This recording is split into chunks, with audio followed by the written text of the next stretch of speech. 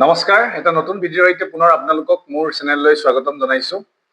আজিৰ ভিডিঅ'টোত দুটা বিষয়ৰ ওপৰত আলোচনা কৰিম। প্ৰথমটো বিষয় হ'ল নৰ্থ ইষ্টত যি ড্ৰাগ এবিউজ চলি আছে সেইটোৰ ওপৰত, আৰু আনটো হ'ল ইথিক্সৰ নলান কমিটি।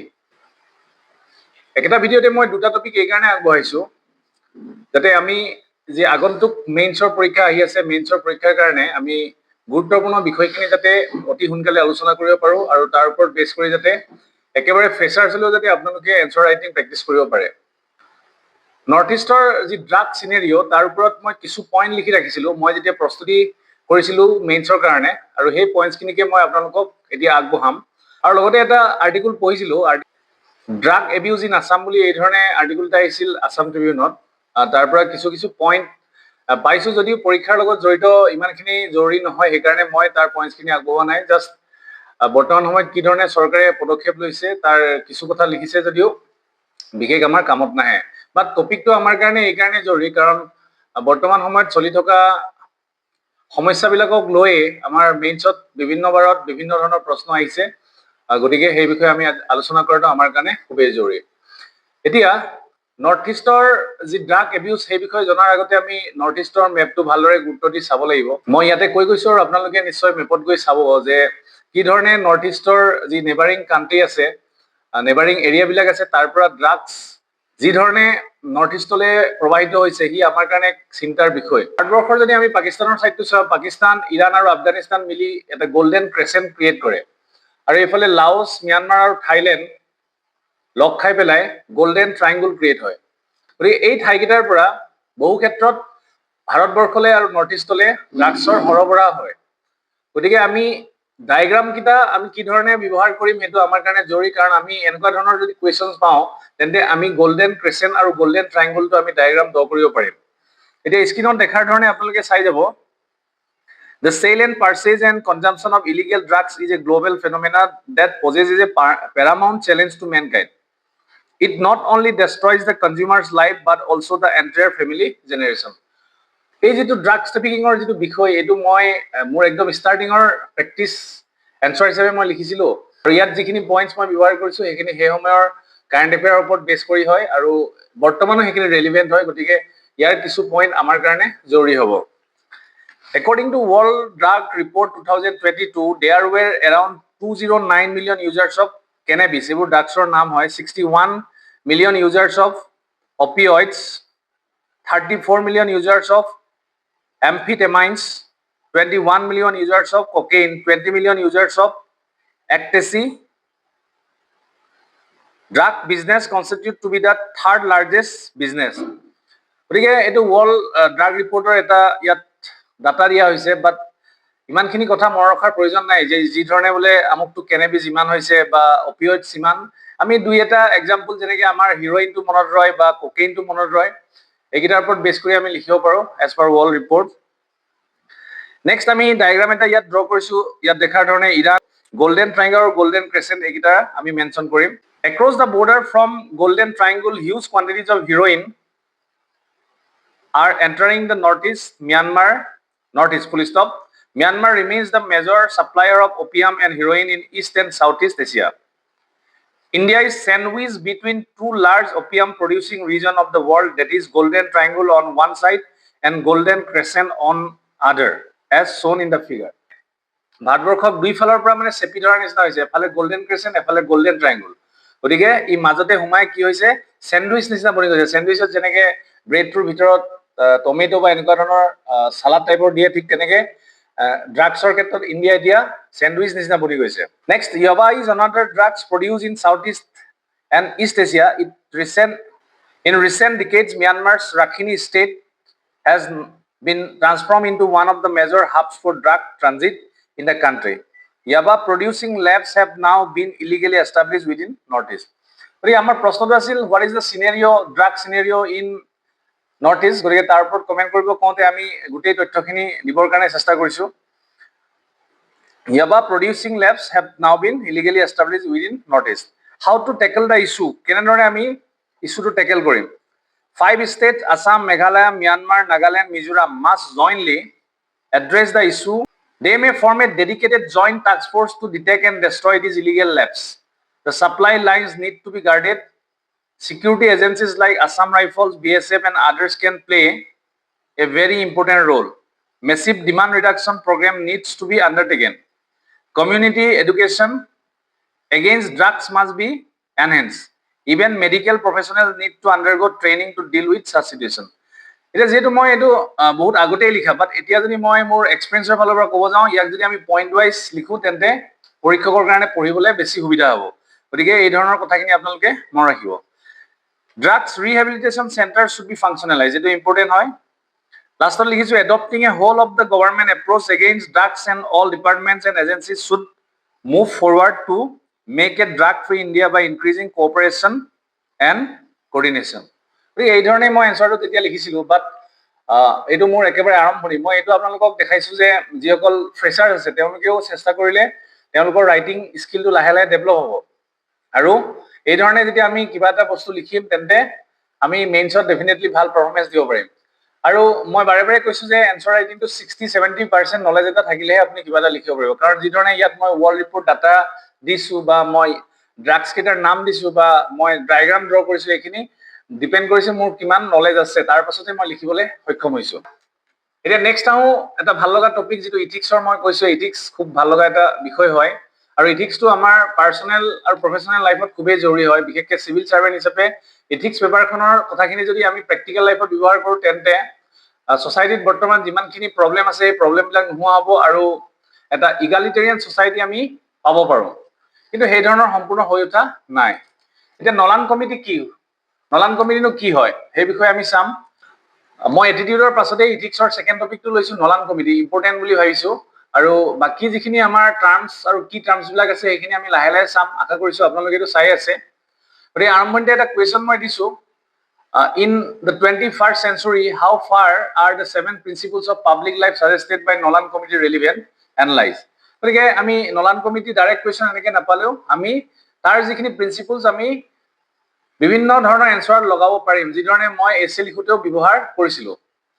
এতিয়া নলান কমিটি কি হয় committee on standards on public life তাৰ কমিটিৰ যিজন ফাৰ্ষ্ট চেয়াৰম্যান আছিল তেওঁৰ নাম লৰ্ড নলান আছিল তেওঁৰ নামৰ ওপৰতে নলান কমিটি বুলি গঠন কৰা হয় আৰু তেওঁ যেটা 7 প্ৰিন্সিপল দিছিলে সেই 7 প্ৰিন্সিপল কিটা মনত ৰাখিবৰ কাৰণে মই এটা নিমনিক্স বনাইছিলো চালু হয় চালু যেটা আমি অসমীয়াত ইবৰ চালু বুলি কওঁ যে তাকে জানিবা এক্স্যাক্টলি নিমিলিলেও SALO আৰু HOI চালু হয় মই এনে ধৰণে মনত ৰাখিছিলো S for selflessness A for accountability L for leadership O for objectivity দিব পাৰে বা openness দিব পাৰে মই কৈছো objectivity হয় H for honesty O for openness বা objectivity যেটো আপুনি আগত দিছে পিছত ইটো দিব আৰু I for integrity এইকিটা আমাৰ কাৰণে খুবেই জৰুৰী আৰু ইথিক্স পঢ়োতে এইকিটা আমাৰ বাৰে বাৰে ব্যৱহাৰ হৈ থকা শব্দ এতিয়া নেক্সট আমি ডেফিনেশনবোৰ চাম এতিয়া আমি প্ৰত্যেকটো শব্দৰ অৰ্থ জানিম কিন্তু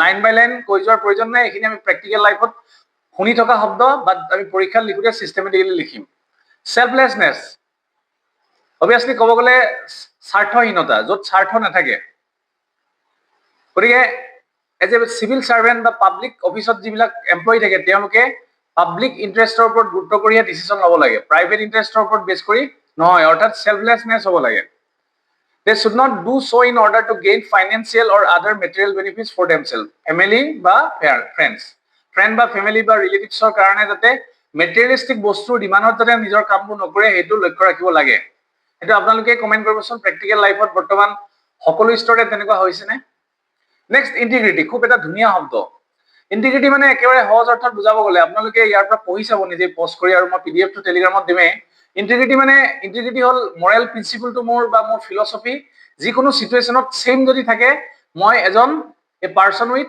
ইন্টিগ্ৰিটি বুজায় এতিয়া তেনেকুৱা এক্সাম্পল আমি পাম যেনেকে মহাত্মা গান্ধীৰ এক্সাম্পলটো তেওঁ নন ভাইলেন্সটো প্ৰিফাৰ কৰিছিলে আৰু যিকোনো সিচুৱেশনতে আন্দোলনৰ সময়ত যেতিয়াও প্ৰবলেমেটিক সিচুৱেশন আহিছিল তেওঁ কিন্তু নন ভাইলেন্স যেটো ফিলসফি এটো এৰিয়া নাছিল গতিকে তেওঁ এ পাৰসন উইথ ইন্টিগ্ৰিটি বুজাইছে তেনেকে আমি পিছত আৰু দুটা মান এক্সাম্পল লম এতিয়া আমি ইন্টিগ্ৰিটি বুলি কলে আমি যদি ডাইৰেক্টলি ইংৰাজীত ক'ব লাগে it is the practice of being honest and showing a consistent and uncompromising adherence to moral and ethical principle শব্দবোৰ খুব ভালদৰে ব্যৱহাৰ কৰিব, তেতিয়া এনসাৰবোৰ খুব শুৱনি হয় আৰু কামত আহে।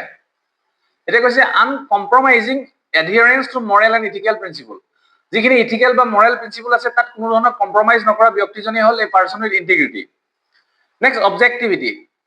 It means taking decision based upon established facts and figures rather than personal opinion or bias. যিকোনো ধৰণৰ bias বা opinionৰ ওপৰত বেছ কৰি সিদ্ধান্ত নলৈ যিটো established fact বা figure তাৰ ওপৰত বেছ কৰি ডিসিশন লোৱাটোকে অবজেক্টিভিটি বুলি কয়, যিটো খুব জৰুৰী হয়। গতিকে পাব্লিক বিজনেছ এটা আমি চলাবৰ কাৰণে বা পাব্লিক এপইণ্টমেণ্টছ এটা দিবৰ কাৰণে বা যিকোনো ধৰণৰ কণ্টেক্ট কৰিবৰ কাৰণে আমি কি কৰিব লাগিব, আমাৰ যিবিলাক চইচ হ'ব চইচেছ বিলাক আমি মেৰিটৰ বেচিছত কৰিম, অবজেক্টিভিটি বেচিছত কৰিম। একাউণ্টেবিলিটি, অলৰেডি মই কেইবাটাৰ ভিতৰত একাউণ্টেবিলিটিৰ কথা কৈছো। একাউণ্টেবিলিটি মিনিংটো প্ৰায় ৰেছপন্সিবিলিটিয়ে বুজায়। টেকিং ৰেছপন্সিবিলিটিটোকে আমি একাউণ্টেবিলিটি বুলি এটা শব্দত ক'ব পাৰোঁ। এতিয়া ইয়াত ধুনীয়া এটা এক্সাম্পল আছে। লাল বাহাদুৰ শাস্ত্ৰীয়ে ৰেজিগনেশ্যন দিছিলে জৱাহৰলাল নেহৰুক, তেতিয়া জৱাহৰলাল নেহৰু প্ৰাইম মিনিষ্টাৰ আছিল আৰু লাল বাহাদুৰ শাস্ত্ৰী ৰেলৱে মিনিষ্টাৰ আছিল, আৰু বিভিন্ন দুৰ্ঘটনাৰ ৰেলৱে এক্সিডেণ্টত মানুহ ঢুকুৱাত তাৰ মৰেল ৰেছপন্সিবিলিটিটো তেওঁ লৈছিল আৰু একাউণ্টেবিলিটিটো লৈছিলে, তাৰ কাৰণে তেওঁ ৰিজাইন দিছে। এতিয়া ঠিক তেনেকে মই এজ এ চিভিল চাৰ্ভেণ্ট মই কিবা এটা কাম কৰিছো, সেই কামটো মই কাৰোবাৰ প্ৰৰোচনাত পৰি কৰিলে নহ'ব, বা প্ৰৰোচনাত পৰি কৰিলেও তাৰ ৰেছপন্সিবিলিটিটো মই ল'ব লাগিব, বা মই নিজে কৰা কামখিনিত মোৰ একাউণ্টেবিলিটি থাকিব লাগিব। I should take the responsibility. Next আহিলে অপেননেছ। অপেননেছ শব্দটোতে বুজি পাইছে। Holders of public office should be as open as possible about all decision and action they take. তেওঁলোক কমপ্লিটলি অপেন হ'ব লাগিব, অপেননেছ থাকিব লাগিব। এক্সাম্পল দিয়া আছে, Vinod Rai former CAG comptroller and auditor general turn the office of CAG into a powerful force for openness and transparency by unearthing a 2G scam. খুব ধুনীয়া এটা এক্সাম্পল দিছে, অপেননেছ। লোকধাত নচলিব। অনেষ্টি। অনেষ্টি শব্দটো আপোনালোকে শুনি আহিছে, being trustworthy, loyal, fair and sincere. গতিকে অনেষ্টি আমাৰ থাকিব লাগে আমাৰ যিকোনো কামত। ইয়াত এক্সাম্পল দিছে, Ashok Khemka is known as crusader of honesty. আমি আৰু বিভিন্ন এক্সাম্পল ল'ম, সৰু সৰু কিছুমান এক্সাম্পল ল'ম যিবোৰ আমাৰ মনত থাকে, বাট আজি মই এইটো এক্সাম্পল ইয়াত এড কৰিছো। Holders of public office have a duty to declare any private interest relating to their public duties. তেওঁলোক যিকোনো পাব্লিক অফিচ হোল্ডাৰ এজনে তেওঁলোকৰ প্ৰাইভেট ইণ্টাৰেষ্টবিলাক সদায় ডিক্লেয়াৰ কৰিব লাগে, যাতে তেওঁ পাব্লিক ইণ্টাৰেষ্টটো কম্প্ৰমাইজ কৰি যাতে নিজৰ চেল্ফ বেনিফিটৰ কাৰণে কাম নকৰে। নেক্সট, লিডাৰশ্বিপ কোৱালিটিটো লাগিবই। আমাৰ অসমৰ ক্ষেত্ৰতে কৈছো বা আমাৰ ভাৰতবৰ্ষৰ ক্ষেত্ৰতে কম, এইটো কোনো পলিটিকেল ইনফ্লুৱেঞ্চত কোৱা নাই, মই নিজে দেখিছো বা আপোনালোকে নিজে অনুভৱ কৰে। আজি হিমন্ত বিশ্ব শৰ্মা কিয় ইমান পপুলাৰ, বা আমি কোনোবাই অখিল গগৈৰ কথাও কওঁ, তেওঁলোকৰ এটা লিডাৰশ্বিপ কোৱালিটি আছে। আমি যদি একেবাৰে অতীতত চাওঁ, মহাত্মা গান্ধীক সকলোৱে ছাপোৰ্ট কৰিছিলে।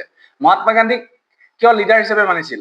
আমি যদি ভাৰতবৰ্ষক চাওঁ, আমি নৰেন্দ্ৰ মোদীৰ কথা ক'ব পাৰো। তেওঁ যি ধৰণে এতিয়া কাম কৰি গৈছে, তেওঁক বহুতে, মানে মই কৈছো যে মেক্সিমামে ফ'ল' কৰে। গতিকে সেইটো কি কাৰণে হৈছে, সেইটো মই কোৱা নাই। যে নৰেন্দ্ৰ মোদী এজন লিডাৰ হিচাপে তেওঁ বিভিন্ন ৱৰ্ল্ড মেগাজিনত তেওঁৰ নাম আহিছে। গতিকে আমি সেইটোতো বাদেই দিছো। আমি যদি আজি চাওঁ, আমাৰ ভাল লগা জুবিন গাৰ্গৰ কথাই চাওঁ, জুবিন গাৰ্গৰ কথা বহুতে মানে বা জুবিন গাৰ্গক সকলোৱে ফ'ল' কৰে। কি কাৰণে? তেওঁ এটা লিডাৰশ্বিপ কোৱালিটি আছে। সেই লিডাৰশ্বিপ কোৱালিটিটো আমাক লাগিব। Holders of public office should promote and support this principle by leadership and example. ইয়াত এক্সাম্পল দিয়া আছে, আপোনালোকে চাব। IPS অফিচাৰ হৰ্ষ পটাৰ্ছৰ ইনোভেটিভ পলিচিং ষ্ট্ৰেটেজি এটা দিয়া আছে। ইউথ পাৰ্লিয়ামেণ্ট চেম্পিয়নশ্বিপৰ কথা ইয়াত দিয়া আছে। এটা এটা বাক্য, leader is someone who knows the way, goes the way and শ্ব'জ দ্য ৱে। জন চি মেক্সৱেলে কৈছে। গতিকে আমি যদি লিডাৰশ্বিপৰ ওপৰত কিবা কুৱেশ্যন আহে, আমি কোটছেৰে আৰম্ভ কৰিব পাৰোঁ। সেইকাৰণে ইয়াত এইটো মই এড কৰা আছে। গতিকে this 7 principle most comprehensive statement of what countries ethical standards of holders public office and are of general applicability in every democracy. এইকেইটা খুব জৰুৰী প্ৰিন্সিপল হয়। এতিয়া আমি খুব খৰধৰকৈ, যিটো ভিডিঅ'টো অলৰেডি যথেষ্ট দীঘল হৈছে, আমি কেইটামান পইণ্ট চাম। মই জাষ্ট পইণ্টকেইটা চিম্পলকে কৈ যাম, আপোনালোকে নিজে পঢ়ি চাব। Importance of ethics in public relationship. Public ৰিলেশ্যনশ্বিপত আমাক কি কাৰণে ইথিক্সৰ ইম্পৰ্টেঞ্চ আছে, খুব জৰুৰী হয়। কনফ্লিক্ট অফ ইণ্টাৰেষ্টটো নোহোৱা কৰিবৰ কাৰণে ই এটা মৰেল কম্পাছ নিচিনা হয়। যেনেকৈ আমি উত্তৰ পূব পশ্চিম চাবৰ কাৰণে কম্পাছ ব্যৱহাৰ কৰোঁ, গতিকে ইথিকেল আমাৰ যিটো বিহেভিয়াৰ, ইথিকেল যিটো নলেজ, সি আমাক যিকোনো এটা কনফ্লিক্টৰ ক্ষেত্ৰত আমাক সেই কনফ্লিক্টটো ছল্ভ কৰাত সহায় কৰে। Then effective and balance decision making. Definitely আপুনি এটা প্ৰপাৰ ডিচিশ্যন ল'ব পাৰিব যদি আপুনি ইথিক্সৰ ওপৰত বেছ কৰি কাম এটা কৰে।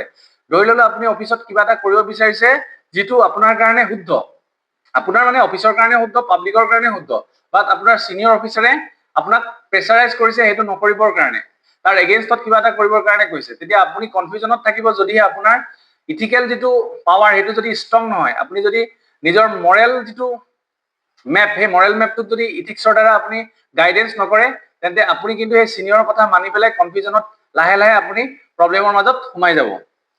Credibility of the office, institution, organization. Ethical public relation call for upholding transparency when dealing with any information sensitive. Blurring fact and fiction can cause a serious rift in credibility. গতিকে ethics থাকিলে credibility of the office or institution, organizationৰ ক্ষেত্ৰতো ই কামত আহে।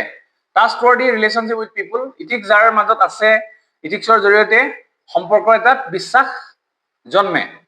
Minimum level of courtesy. It induces the sense of belongingness among the common masses. ইয়াৰ জৰিয়তে সৰ্বসাধাৰণ পিপুলৰ মাজত সোমাই থকাৰ যিটো অনুভৱ, সেই অনুভৱটো এভেইল হৈ থাকে। ইম্পাৰ্চিয়েলিটি এণ্ড নন পাৰ্টিচানশ্বিপ এইটো খুব জৰুৰী হয়।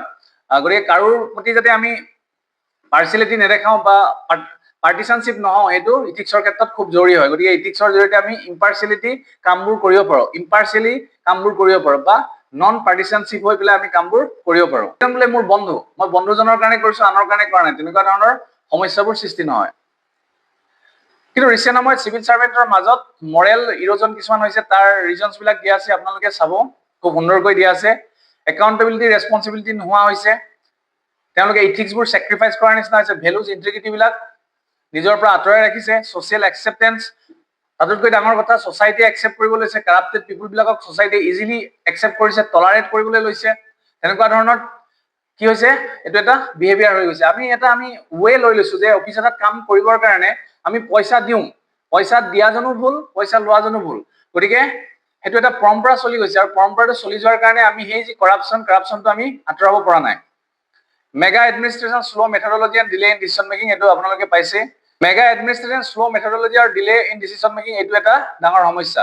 চব ছ'চাইটি টলাৰেণ্ট পাব্লিক অপিনিয়ন, মই অলৰেডি ক'লোৱেই যে মানুহ টলাৰেণ্ট হৈ পৰিছে। বিউৰ'ক্ৰেচি নেক্সাছ এটা চলি আছে, পলিটিকল বিজনেছ বিউৰ'ক্ৰেচি নেক্সাছ এটা চলি আছে। This gives decision makers more liberty, আৰু যিসকলে ডিচিশ্যন মেক কৰিছে এজ এ চিভিল চাৰ্ভেণ্ট, তেওঁলোকে বেছি লিবাৰ্টি পাইছে।